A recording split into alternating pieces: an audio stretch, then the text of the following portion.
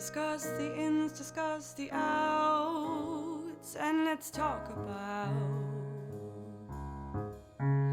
Let's talk about.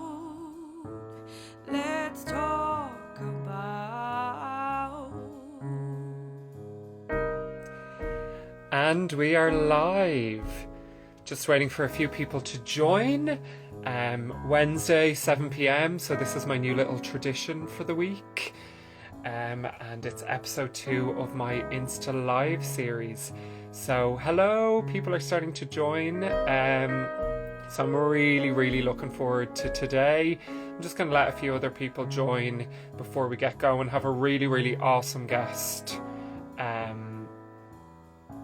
who's going to be joining me today, which is great. So I'm going to start a little bit of an introduction for him in 1 or 2 minutes, and then I'm going to bring him on.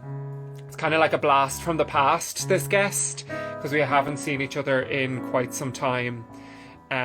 So it's really cool that we got to reconnect this week, and that I'm going to have him on with me today. So I'll get going a little bit. So I just want to give a little bit of introduction, like I always like to do. So today my guest is James Greenan, who is from County Cavan, but originally from London. Really awesome guy, such a lovely guy, great guy to have the chats with. So I'm excited for everyone to kind of hear what he has to say.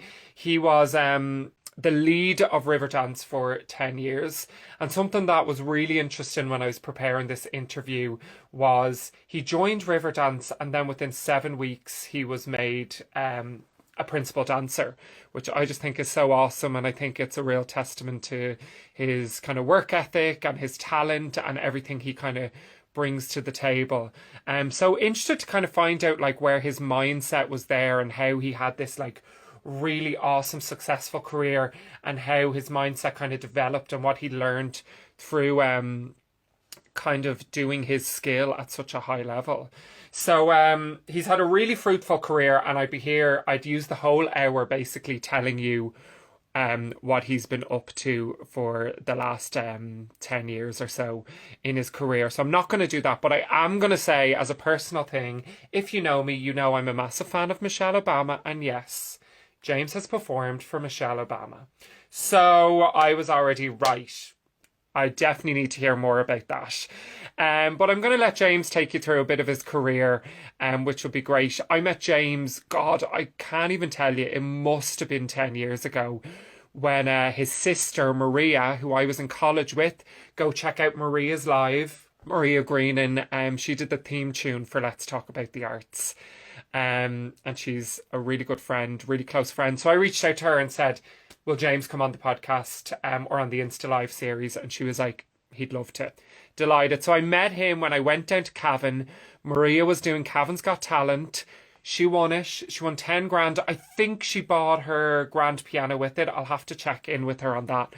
And at the interval, or half time, or maybe it was when the judges were making their decision, James got up and performed. And I just remember being like, wow. You know, I grew up with sisters who were in Irish dancing, and I never kind of had seen a male dancer performing live to that level, and it was just like incredible.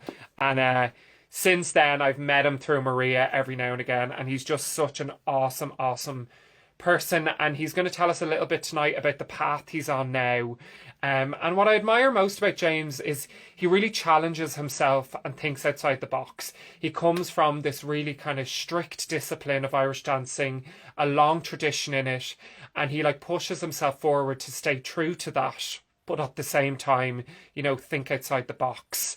You know, innovate the craft, bring it forward, and we're going to get into all of that with his dance company Clicks, and with his new business Vigor, which is all about his sports massage and how he discusses the mind in connection with the body. But I think the most interesting thing is when I was chatting to James earlier on in the week, a lot of the times we like to come on these platforms and we like to talk about our journey from the point of view having been through something. And something that was really interesting with James was he kind of said to me, I'm on a journey at the moment. and I'm learning loads and I'm really getting into it and exploring loads. And he's like, so I'm really excited to have this chat and share all that. And I love that he's kind of willing to like come on, be brave and say, I'm in the middle of a personal journey, but he obviously has so much to share and so much knowledge on what he has learned. So I'm really like thankful that he's like, yeah, let's talk when I'm on this journey, because I think they're such important conversations to have. So I'm gonna bring James Greenan on if he is with us. There he is. I'll send him. Oh, he mightn't be with us at the moment. I thought I saw him come on there. I'll give it another shot. Maybe, James, if you are there, you can send me a little request.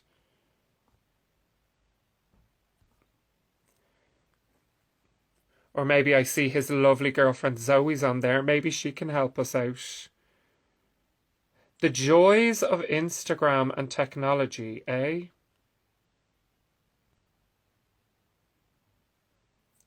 Oh, here we go. No. Okay. Awesome. Hello to loads of new people who haven't been on Let's Talk About the Arts before. Thank you for joining us. I'm sure you're fans of James.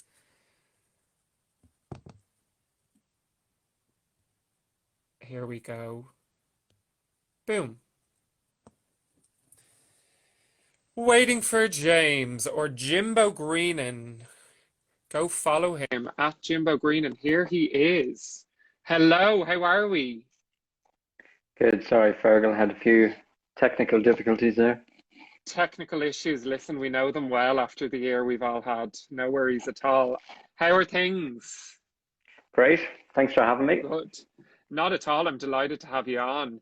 I don't know if you got some of your interview, but I was talking your praises, saying what an awesome guy you are and how excited I was to kind of have you on the pod or the live series. I keep calling it a podcast because that's what I'm used to saying. I really wanted to get going with asking you about your career.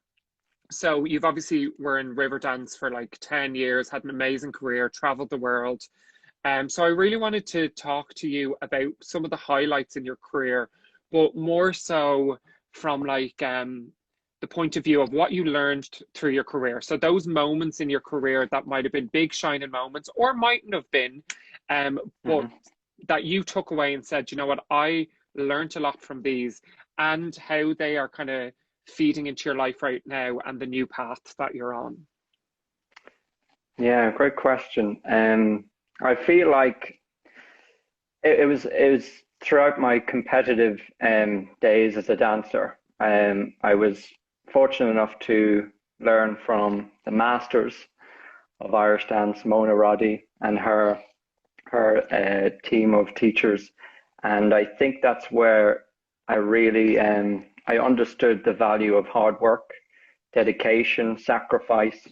And to be honest, I think that's really what set me up for everything that came after. They were incredibly devoted teachers, and I was very lucky that I got to learn from them, because I think they taught me so much, not only as a dancer, but later on, that those qualities really mattered in life.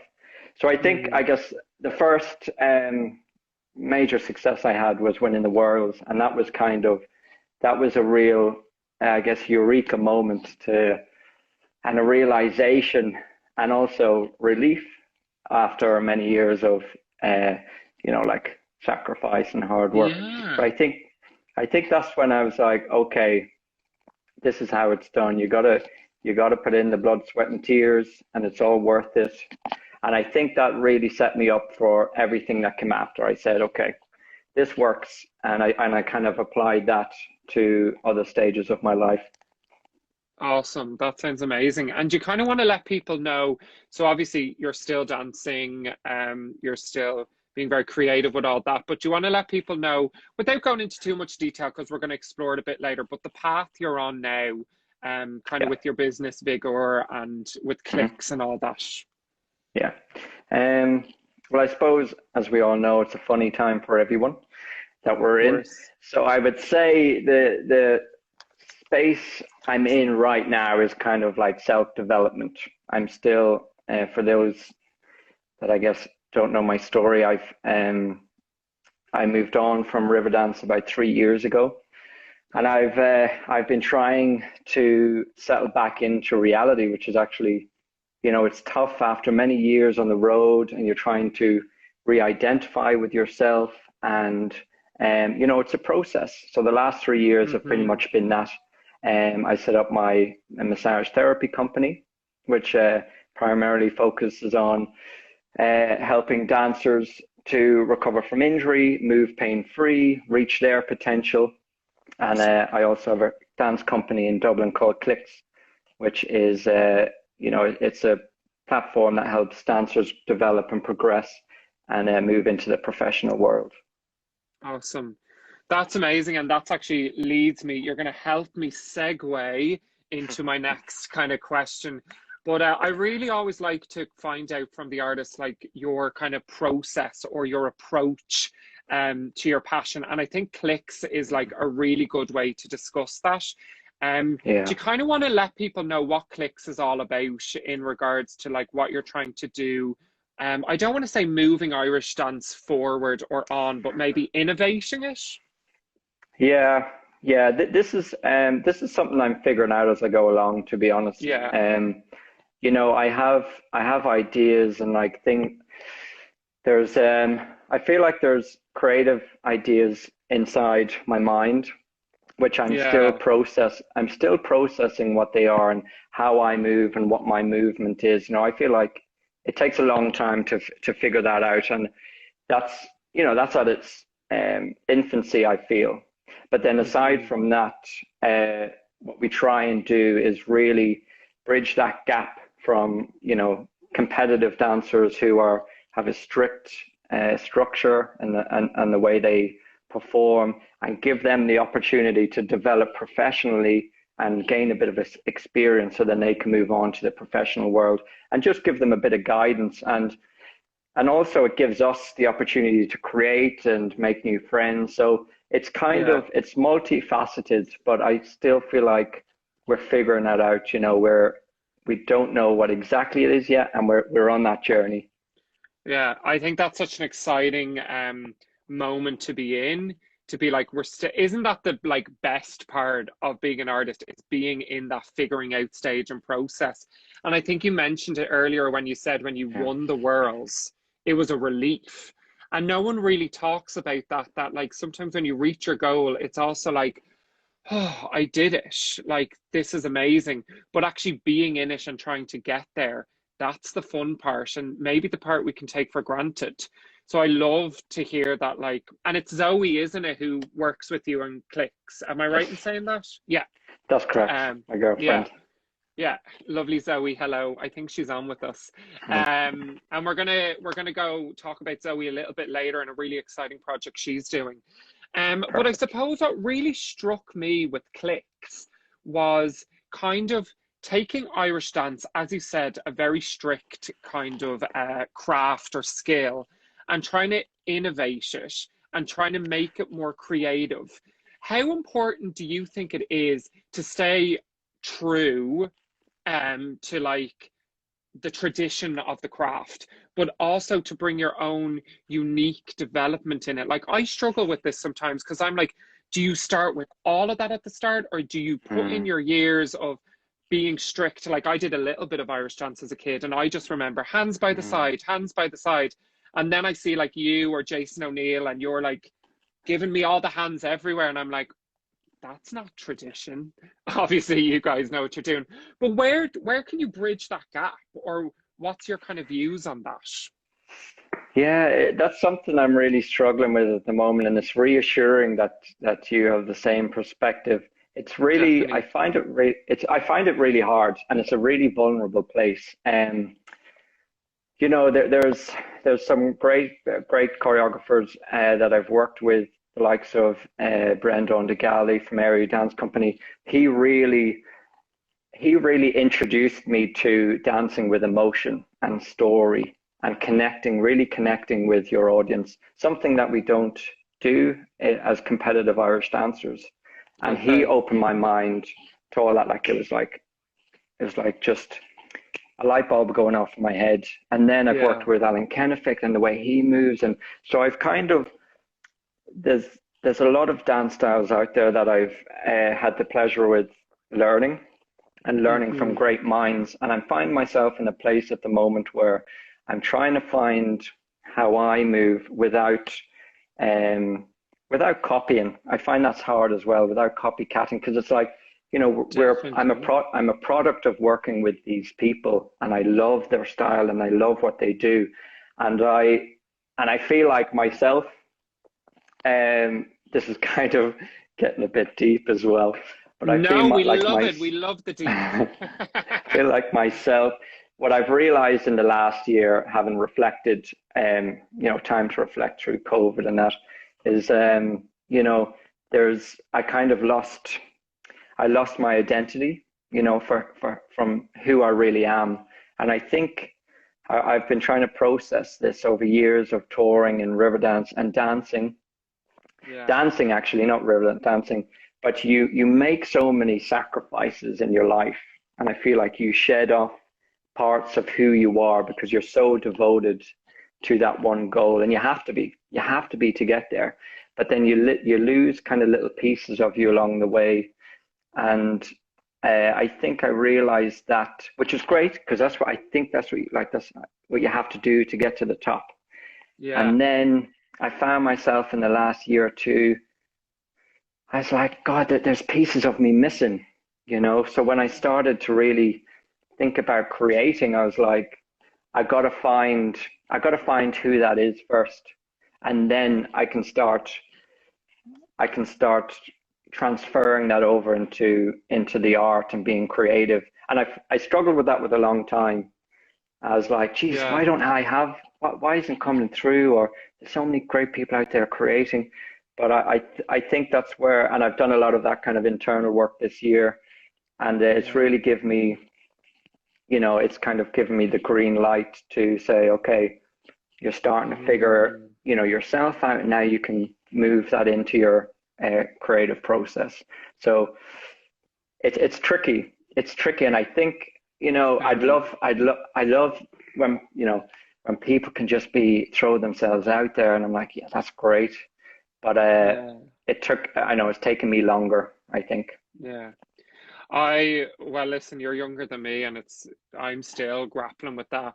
And I think what's interesting when you come from an art form that does have maybe, let's say, some rules to it, or you have to train in a particular way, or there's always maybe a route to go. And I'd recognize Yeah. that with opera, like there's particular sounds which are like, you need to make, or particular ways you need to sing. There's rules because of the tradition, and we want to stay true to them. But I do relate with you in that way that, sometimes other parts of your personality can maybe be put to the wayside because you're like, no, this is what I need to be for now. And Yeah. I just think that that's so interesting. And I've gone on a similar journey myself of breaking things down this year and going, yeah, but who am I? And I love that art can help you find who you are. But sometimes you do need to step away and maybe do some more personal work to then step back into your art and find yourself within the art because you've been so, I hate the word rigid, but that's what keeps Hmm. coming to my mind. You've been in a rigid way of thinking because of maybe the path you've been on. I don't know if you would agree. No, yeah, but I think that's also just the structure of Irish dance and how it is at the moment. Irish dance is still very young, so young. You Mm, learn the craft competitively, and you go through that process, and then you can move into teaching or join shows. And then after that, you can create. But there's only a few creating, so that's that's completely yeah, it's a very new aspect, and I think I'm just a product of the competitive environment, and then into the professional and people I've worked with, and now I'm figuring out, okay, I've come through that. What's coming out at the other end? yeah, Uh, you know, that's, so yeah, it's interesting. Where yeah, do you lie between it where, all? Yeah. And I can tell it's probably a very scary place to be, but I remember I was in a similar place, and the therapist I was seeing at the time said, "Yeah, it is scary, but like think about it if someone was saying to you, how exciting, how much possibility is there? Like you kind of get to press the reset button with a bunch of knowledge under you." And I'm like, I "Ooh, know, okay. I Okay." know. Now Yeah, it's easier to hear that than to live by that. yeah, But it's an interesting yeah. kind of thing. I Another thing know. that another thing that struck me about Clicks was this idea of innovation Irish dance, but also bringing Irish culture and the arts to kind of inspire the rest of the world. And I think I this really became like a part of my life when the marriage referendum went through, and I flew home. I was living in London at the time, and it went through, and I was like, how incredible that our tiny little country has voted through on this really important matters, particularly to Mm, myself and a lot of people. But like, I think we're such a small country, but we have so much to say. What do you yeah. think it is about Irish culture and arts? Now, I think our country has a lot of healing still to do, but we also Hmm. have quite a presence in the world for being such a small country. What do you think it is about Irish culture, arts, dance, music that kind of Yeah. makes that impression? It's kind of a tough question. I know. I ask the same thing. Like, what other country, like, for the size of our nation, and you think of all the countries out there and all the cities in the world that celebrate St. Patrick's Day, or Yeah, every every small town, nearly every small town in the world has an Irish bar, and you're like, how did that happen and why? Um, exactly. I don't know. For me, I really think I feel like the music is part of it. Um, there's this like metronomic. I think there's a real. I can't even put it into words. Um, Hmm. I'm not good enough with my vocabulary enough. But if I'm thinking with like people used to ask this question with regards to Riverdance and why is Riverdance so successful, and I would always say Yeah. I do think it's the music. It drives this undertone. I think it can connect with people on a subconscious, like a total like transcendental level, and I don't think it can be put into words. And I don't know what it is. I'd love to know. And there's also Yeah. just, I think the Irish people are good crack and good sense of humor, and Good they crack. like to Yeah, have a and good time. kind. Yeah, kind and generous, I think, as well, and always willing to, as you say, have the crack or have the chats with people. So yeah, Yeah. it's kind of interesting, and I suppose if anyone out there has any ideas, definitely throw them into the chat. We'd love to be educated here as well. I'd love to talk about the Bethlehem Cultural Festival, which you recently did. Yes. And you Yeah. did a collaboration piece with, was it Dabka, the Dabka style of dance, and then Irish dance. And I kind of watched it, and it was all about identity, which is really interesting because someone says here that we're the friendliest band, most accommodating people. Awesome. We love to hear it. But I suppose like this idea of collaboration and identity really kind of got Hmm. me thinking. And I was really thinking about learning our own traditions, then learning from other people, then fusing Yeah. them together. Can that be a way of us learning our identity of who we are? Or do you have any kind of thoughts on that? Yeah, absolutely. I've been lucky enough to work uh, with Catherine Young, who introduced me to Palestinian Dabka back in 2017, and that really opened up my eyes to what's Mm. going on over there. And it's tragic. And sorry, No, you're grand. Catherine created a production called Welcoming the Stranger. It was actually created down in Killarney originally, and Okay. it was based off a story of a Palestinian guy seeking refuge in Ireland, and it was about his story. I think he went to 13 countries before he ended up in Kerry, and it was an incredible piece of choreography, and the story was amazing. And the whole the whole idea was to pull people together. So we were lucky enough to go over to Palestine and perform and teach the show to locals and perform it with locals, and it was incredible. and it had all style. It had Irish, it had dabka, it had there was contemporary, and it had everything, and it was just Yeah. so deep. And that kind of started my love for with the Palestinian people and what they're going through. And their story is very similar to the Irish story, and how they're seeking freedom and how they dance for freedom. Whereas I think now we dance for different reasons, but they're so in it over there, and like, Yeah. how they dance. So we're kind of, there's a lot of commonalities between the two, and the collaborative process is ongoing. So I'm lucky that that Yeah. opened the window for me, and I've had a few opportunities. We also worked with another dance company, El Fanoon in Galway, with Brendan de Galley. So there's a story there that Mm. is developing, and we have to tell, because I think it's important that people know what's going on in Palestine.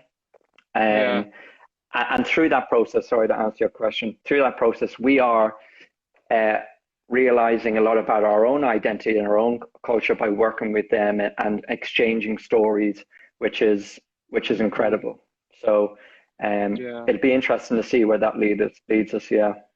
Do you find any similarities between the cultures? Like, can you find anything that you can kind of relate on, or is there any differences that maybe challenge you in our culture? Um, God, that's a good question. Um, You're like, inspiring all these questions from me, James. I'm loving it. I know I'm just not smart enough to answer them.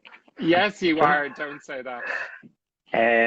Yeah, so I mean, yeah, there's a lot. Obviously, we have a very similar history. So I think the Palestinian and the Irish people, um, what would you say? They're the four. What's the word? What's the phrase? I feel like we come from the same place. They're very humorous. They're very kind. They're very welcoming people. They're a lot like the Irish. They're terrible timekeepers. I'll say that. A lot like the Irish as well, I suppose. Um, they're very similar. They're very similar. But they obviously they're on their own journey in finding their own freedom. But then like something that we achieved 100 years ago. But then, like you say, with only the referendum and that recently, now we're looking for, there's always the next thing. What's the next thing that we're trying to change or that we're trying to fight for? So, and Yeah. that is a conversation that arose during our last project. Um is you know you find that freedom. We found our freedom like 100 years ago, but Yeah. then there's so many people still suppressed or fighting other things. So Yeah. it's an ongoing situation, I suppose. Yeah.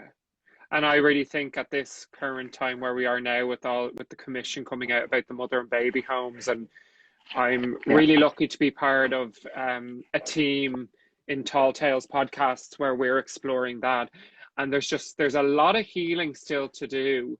Um, Yeah. so I suppose maybe by seeing other people's cultures and how much healing they have to do, maybe it's an opportunity for us to turn our eyes back on ourselves and go, well, what healing do we have to do as well? Rather than always looking out, looking, kind of trying to find that balance of doing both.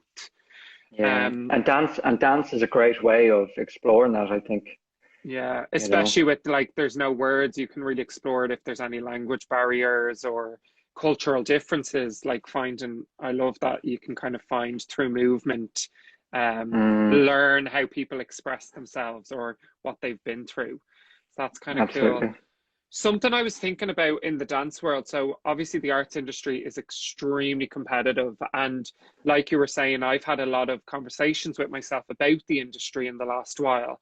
And I've worked with a lot of dancers, a lot of amazing dancers. Um, and I always find the dance industry is very competitive. And I found with like something like clicks on your Facebook page, it's very supportive of other companies or of videos that other academies have done, and you kind of share them and you're like, check this out, guys. And I loved that. And it just got Mm, me thinking, like, where does that element of support come from when you're in such a competitive industry that might make you go, oh no, we won't share the love because we want to build ourselves up. Whereas I believe if we kind of share the love, we'll all kind of build up together. Like, do you have a confidence in your ventures and what you're doing that you're like, oh, I can see what the greatness that is going on outside? Or what do you think of the competitiveness of the dance world? Yeah, well, I wish I could post more. I'm not great on the social media, but I think competition is important because it drives progression. So the competition is a good thing, but when it's everything, then that's when you have problems. But I think my perspective is we're all on the same journey. We're all at the same goal. It's to carry the Irish culture, like, and spread it out through the world and create great things. And in comparison to ballet, like Ireland or Irish dance is nowhere near. It doesn't hold the same prestige as ballet, and it's like we have a lot to do to really carry that and move that forward. In my eyes, Irish dance is around for a long time, but globally, it's only really around 25 years since Riverdance launched it and sent it worldwide. So, like, it's not a long time, and I'm thinking, it is a baby. In comparison to like anything else. So, we have a lot of work to do, and the competition's good because it drives the progression. But like, we're all doing the same thing. I can't really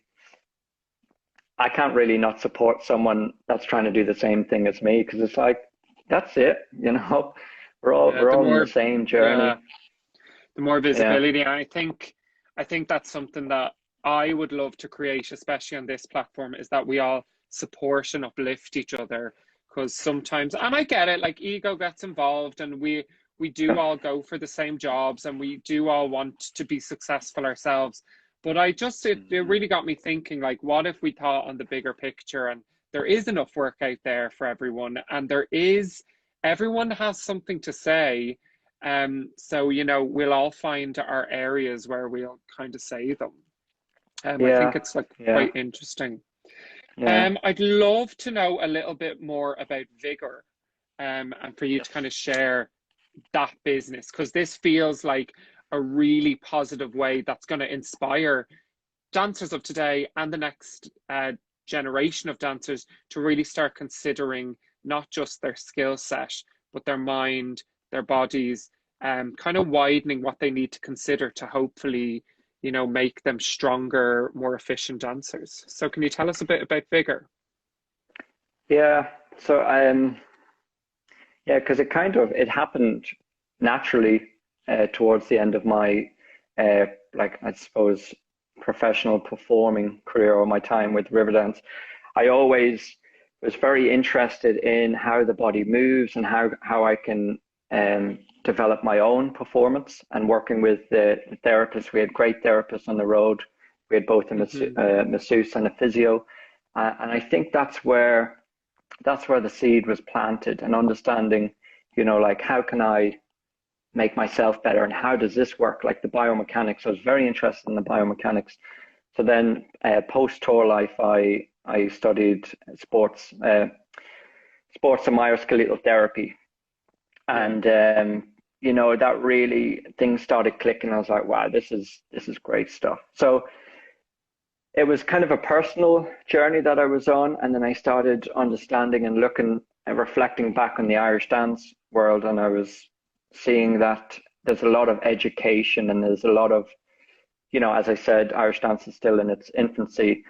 There's a lot of room there to educate in terms of how the body moves, how we can look after ourselves, not just through our dancing career and recover from injuries, but Irish dancing is very tough on the body. It's an unnatural way of moving, and it's incredibly progressive or impressive, but it is hard on your joints, and a lot of dancers suffer later in life from the result of that. So the thing I'm looking at now as well is, how can we learn how to move safely and in a healthy way, that we can really reach our potential, but also develop properly later in years. Because most of our competitive career is through adolescence. The body's going through a lot of stress, a lot of change.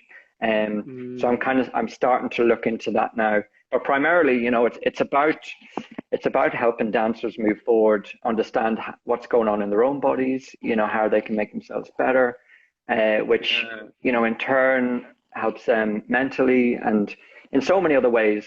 And it just kind of give them guidance. It's a similar idea to Clicks, the dance company. It's about, but it's just more personal. It's one to one. So it's just about helping them say, like, this is how you, I don't know, this is how you get better. It's how you feel better. Yeah. I suppose as well, what do you think comes first, the body or the mind? Because you talk a lot about the body and mind connection. And this is something that I as well like to think about, but more so from a singing point of view. And like what's going on with my mind definitely manifests within my voice. Do you think that it's such a, we don't really know, but would you work from a physical point of view to help the mind, or would you get into the mind to hopefully help the physical side? Or is it individual to each person? Yeah, it's like which comes first, the chicken or the egg type thing, isn't it? And everyone's different. And I'm not qualified in like psychology or anything like that, but I do, I've educated myself to a certain extent, and sometimes it just depends on the individual. It's very hard because, your thoughts can process certain chemicals in your body, which changes, your physical output. You can store a lot of emotional trauma within and around your pelvic area, so that will create change. And those aspects that are often overlooked. Sometimes we just look at the physical. I rolled my ankle, or my leg, my knee is sore, but sometimes it is an internal, it's a symptom of what's going on in people's lives sometimes. Absolutely. Or, stress or school or whatever it is. But I think you do have to look at it from a more of a holistic approach. And again, that's something I'm developing and trying to learn and say, okay, is this a physical thing, or is this maybe something deeper? And sometimes if you correct the physical condition or dysfunction, it will help you feel better and excrete the right hormones. So it's a hard question to answer, but I guess simply you just have to treat what you see, treat what you feel, and then go with your instinct on that. Yeah, I love that. I think that's good advice. What would you kind of do yourself daily, I suppose, to keep mind and body ticking over, shall we say? Yeah, I mean, I would love to tell you I'm resilient, but I think anyone out there that says that is probably lying a little bit. But I've had my struggles, in terms of like the last year, and trying to find, the next thing. But I find for me what works is routine. And it's the simple things like proper diet, getting enough sleep, make sure you have good people around you, good energy, exercise. And I've been working with a buddy of mine, Brandon, over the last couple of months, and trying to figure a few of those things out in terms of, right, how do we stay here on a consistent level and keep that productivity without reaching burnout? Or and another great thing is having that accountability, having someone there they can say, look, I'm flagging a little bit, can we have someone a chat? to pull you up. So there's a few things, I think that's great though. And what I actually loved about what you said there was keep it simple.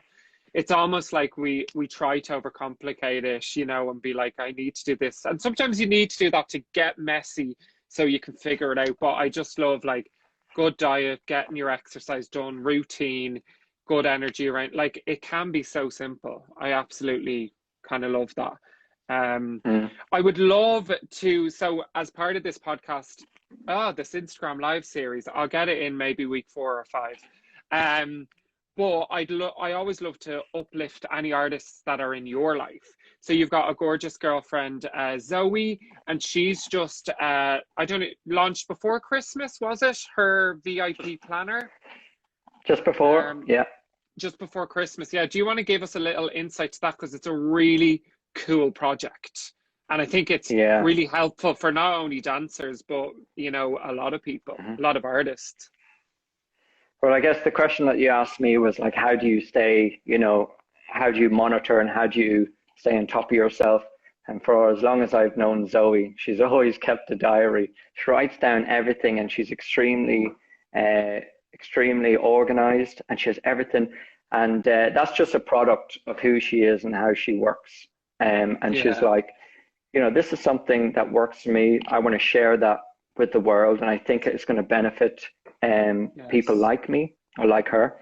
Um, so she created it, and it's very hard putting yourself out there in the world.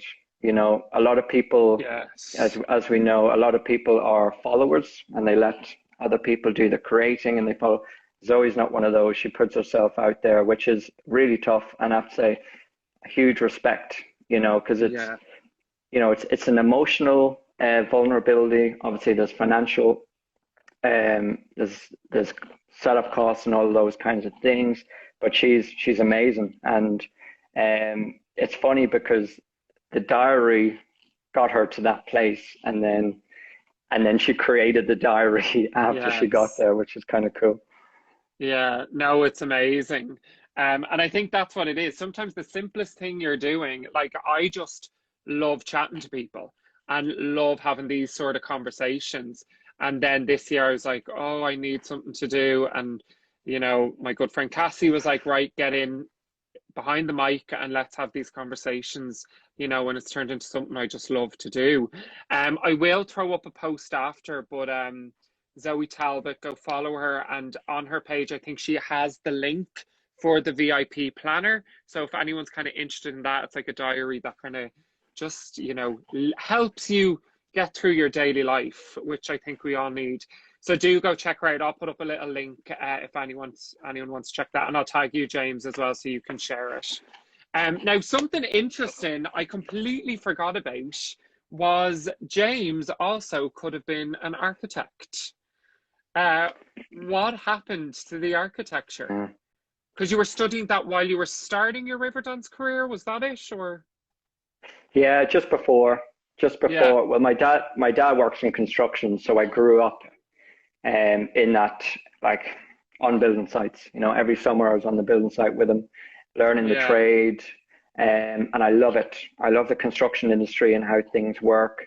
And yeah, through fifth and sixth year, you do your aptitude tests and everything was coming out architecture or structural engineering, those kind of things. And I really yeah. wanted to go down that route. So I did. I went to university in Belfast and I studied architecture. But to be honest, I was too young. There was people, mature students coming back, and they'd been out around the world, seen the world. They knew what they wanted to do. They're coming back and Mm, they were like, "Oh, this isn't it."